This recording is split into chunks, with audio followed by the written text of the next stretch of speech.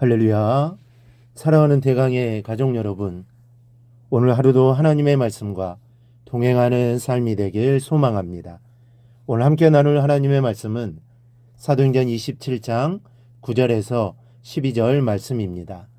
여러 날이 걸려 금식하는 절기가 이미 지났으므로 항해하기가 유태한지라 바울이 그들을 권하여 말하되, 여러분이여, 내가 보니 이번 항해가 화물과 배만 아니라 우리 생명에도 타격과 많은 손해를 끼치리라 하되, 백부장이 선장과 선주의 말을 바울의 말보다 더 믿더라. 그 항구가 겨울을 지내기에 불편하므로 거기서 떠나 아무쪼록 베닉스에 가서 겨울을 지내지 않은 자가 더 많으니, 베닉스는 그레데 항구라. 한쪽은 서남을, 한쪽은 서북을 향하였더라. 아멘. 민주주의는 다수결의 원칙이 적용이 됩니다. 이 대다수의 의견을 존중하는 제도가 민주주의의 원칙이며, 또 대를 위해서 소를 희생시키는 것이 민주주의의 커다란 특징입니다. 이 때문에 이 다수결이 늘 최선책이 아닐 때가 있습니다. 모든 것을 다 다수결로 해결할 수는 없기 때문입니다. 이 다수결로 해결할 수 없는 문제 중 하나가 바로 진리를 나타내고 정의를 구현하는 일입니다. 진리는 많은 사람들이 손을 들고 옳소라고 소리를 지른다고 해서 규정되어지는 것이 결코 아니기 때문입니다.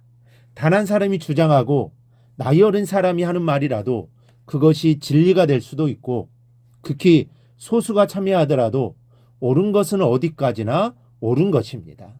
그런 의미에서 오늘 본문에서 나오는 다수결의 원칙은 대단히 큰 문제가 있음을 알 수 있습니다. 오늘 바울이 탄 배의 선장과 선주, 그 배 타고 있는 선원들과 많은 사람들 중에서 배의 운항을 결정할 수 있는 사람이 누구입니까? 이 배의 출항권을 쥐고 있는 사람은 백부장입니다. 그런데 이 백부장의 결정에 큰 문제가 있습니다. 첫째는 자연의 순리를 거역하고 있습니다.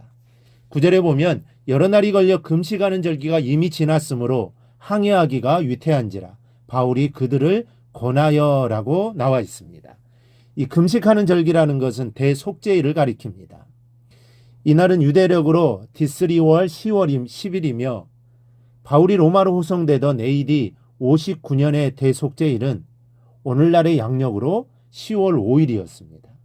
그런데 겨울철에 접어드는 이때쯤부터 시작해서 지중해 연안은 바람이 강하게 불고 풍랑이 심해지는 등 도저히 항해할 수 없을 정도로 일기가 불순한 시기였습니다.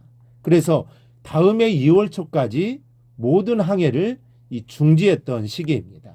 그러나 11절을 보니 백부장이 선장과 선주의 말을 바울의 말보다 더 믿더라고 하였습니다. 바울의 말을 무시하고 대다수의 말을 쫓아 자연의 순리를 어겨가며 출항을 허락했다는 것입니다. 이 본문에 이어지는 결과적인 얘기지만 이 결정 때문에 배가 풍랑을 만나 난파당하고 전체 운명이 위태롭게 되는 순간을 맞이하게 됩니다.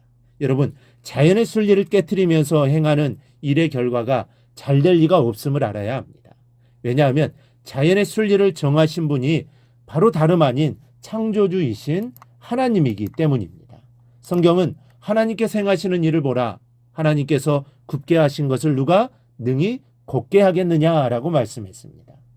하나님께서 굽게 하신 것을 인력으로 펴나갈 수 없고, 하나님께서 곱게 하신 것을 인위적으로 굽힐 수가 없다는 사실을 깨닫기를 바랍니다. 하나님은 신실하신 분이시기 때문에 하나님이 하신 약속은 반드시 이루시는 분입니다.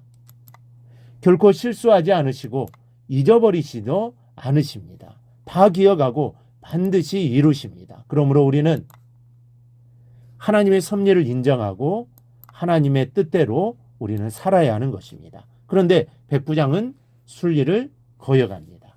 그래서 결국 화를 부르게 되죠. 이와 마찬가지로 오늘날 자연의 순리를 거스르는 인간의 각종 개발, 그로 인한 환경 파괴도 결국에는 인간 자신에게 큰 화를 불러오고 있는 것입니다. 그러므로 우리 모두 하나님이 허락하신 순리대로 사는 삶이 꼭 될 수 있기를 바랍니다. 이 둘째는 쾌락을 선택한 이 결정이었습니다. 12절은 백부장의 결정의 근거를 이렇게 기록합니다. 그 항구와 겨울을 지내기에 불편하므로 거기서 떠나 아무쪼록 베닉스에 가서 겨울을 지내자는 자가 더 많으니 베닉스는 그레데 항구라. 중요한 것은 베닉스로 가고자 한 진짜 이유입니다. 이 바다의 상황을 누구보다도 잘 알고 있는 사람들이 굳이 위험을 무릅쓰고 베닉스로 가서 겨울을 나고자 한 이유는 체류하기가 불편한 미항을 떠나 향락이 손짓하는 베닉스에 가고 싶었던 때문인 것입니다. 우리도 세상 일에 대한 결정을 내릴 때 이와 같은 이유로 결정할 때가 많습니다. 좀 더 편하자는 쪽으로, 기왕이면 즐겁자는 속셈을 가지고 결정을 내립니다. 그래서 어떤 때는 본문의 무리들처럼 무리를 하기도 합니다. 쾌락을 탐닉하기 위해서 말입니다. 이러한 일이 얼마나 어리석고 위험한 일인 것을 이 시간을 통해서 우리가 알 수 있기를 바랍니다. 쾌락의 선택은 인생의 파멸로 이어집니다. 성도 여러분, 다른 사람 어찌하든지 얼마나 많은 사람들이 쫓아가든지 길이 아니면 가지를 말고 하나님의 뜻이 아니면 하지를 않기를 바랍니다. 대세를 쫓는 것은 소인배들이 하는 일입니다. 하나님의 사람들은 대세가 아닌 진리를 쫓습니다. 이 남이야 뭐라고 하든 또 무슨 짓을 하든 오직 복음과 진리와 믿음 안에 하나님의 사람으로서는 여러분이 되시기를 바랍니다. 주님이 가라고 하면 가고 주님이 서라고 하면 서는 삶을 살아가기를 바랍니다. 그래야 그러한 삶이 형통의 삶이요 하나님이 인정하시는 삶입니다. 하나님은 우리의 모든 것을 알고 계시고 또한 그것을 반드시 이루실 것입니다. 그러니 오직 하나님만 바라보며 살아가는 삶이 꼭 되기를 주님의 이름으로 축원합니다. 오늘 묵상한 말씀을 굳게 잡고 삶으로 실천하며 살아내는 대강의 모든 성도들이 되기를 축복합니다.